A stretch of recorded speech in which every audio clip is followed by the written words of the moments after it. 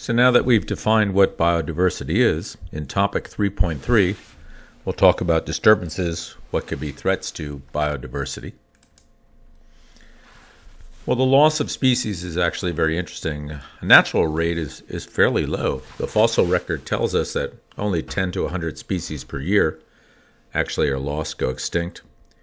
But we talked about how right now we're probably going through the 6th extinction, which is happening very rapidly because it's man-made. And unbelievably, the impact is, or the estimation, that there are 27,000 species per year which are being lost. This is just an incredible rate of extinction here. Naturally, it shouldn't be that high. So we have things like volcanoes and the ice age and drought, and a meteor, I suppose, could hit, asteroids, and that could hit and cause extinction. But human extinction is happening very, very quickly with habitat destruction, pollution. We're also over-harvesting species, don't give them time to replenish.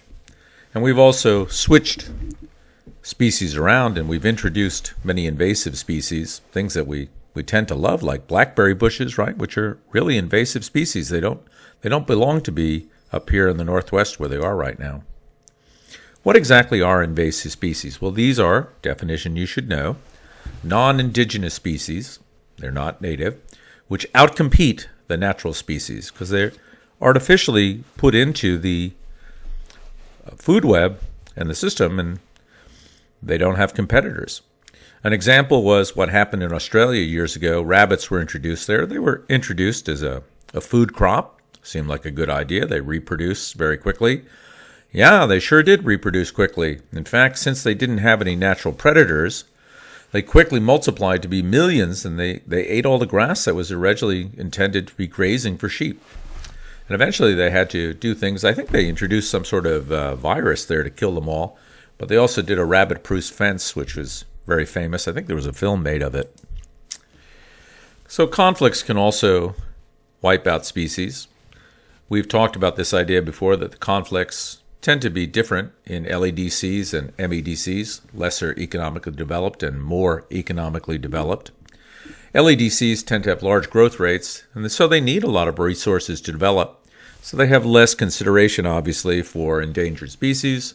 Good example of this is what's going on in Brazil right now. The rainforest is simply slash and burn, being cut down, because they want to make room for grazing land for cattle and so forth.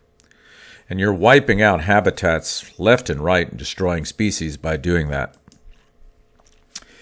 What has happened? Well, the international community, I think probably a non-geo, came together and created something called the Red List. And the Red List looks at species, animals mostly, but could be plants, I suppose, that are in danger of going extinct, and they give them a conservation status. And this identifies how much in danger they actually are.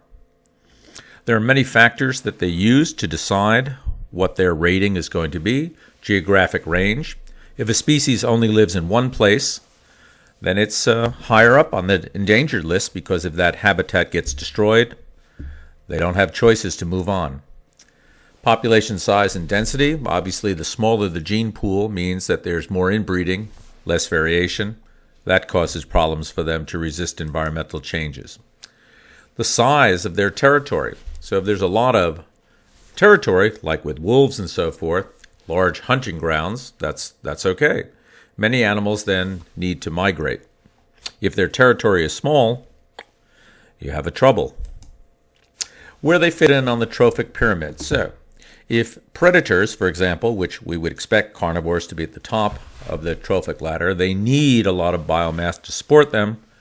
They're obviously going to be more fragile, more in danger of going extinct, as things below them don't reproduce. Then there's reproductive rates. Obviously, if you're a R species, well, you can replenish your population very quickly. If you're a K species, it takes a long time. So if a few wolves get knocked off, it could take them a long, long time to replenish the pack. Specialization. If you only have one niche, if you only have one type of food, obviously you're in a fragile position. It's hard for you to roll if there are dangers. And then, of course, there's human interactions. The more contact they come in with humans, the more danger they're in. Obviously, animals that are hunted are going to be greatly impacted by human society. So taking all those factors, the red list gives them a rating. And some species which have been designated have really gone extinct, unfortunately. The dodo bird is a great example, and the carrier pigeon. But there have also been animals that have come back from the brink.